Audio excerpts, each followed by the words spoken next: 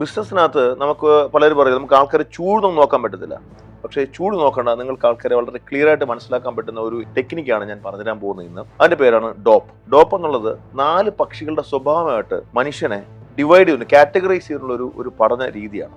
3ാമത്തെ കാറ്റഗറിയാണ് peacock. ഒരു ഗ്രൂപ്പിൽ peacock ഉണ്ടെന്നുണ്ടെങ്കിൽ ആ സ്ഥലം ഭയങ്കര എനർജറ്റിക് ആയിട്ട് ഭയങ്കര രസമായിരിക്കും.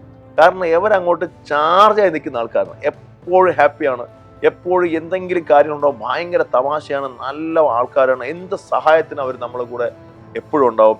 അവർക്കൊരു പ്രശ്നമുണ്ട്, അവർക്ക് ഒട്ടും തന്നെ ഓർഗനൈസ്ഡ് ആയിരിക്കാനുള്ള സാധ്യത അവർക്കില്ല. അവർക്ക് ഇങ്ങനെ ബഹളമൊക്കെ കാണിച്ച് നടക്കുന്നതാണ് ഇഷ്ടം. അവർ വളരെ ഷാബി ആയിട്ടായിരിക്കും വരുന്നത്. മുടിയൊക്കെ കറക്റ്റായിട്ട് ഗ്രൂം ചെയ്ത് വരണമെന്ന് താല്പര്യമൊന്നും അവർക്കില്ല. വളരെ രസകരമായിട്ട് നടക്കുന്ന ആൾക്കാരാണ് പീക്കോകൾ. അവരെ നമ്മൾ കേൾപ്പിക്കാൻ പറ്റും. വളരെ ആക്ഷൻ ഓറിയന്റഡ് ആയിട്ട് ചെയ്യേണ്ട കാര്യങ്ങൾ, ഉദാഹരണത്തിന് സെയിൽസ് പോലുള്ള കാര്യങ്ങൾക്ക് ഏറ്റവും ബെറ്റർ ആണ് നിങ്ങളുടെ മുൻപന്തി നിൽക്കുന്ന ഒരു പീകോക്ക് ആയിരിക്കും.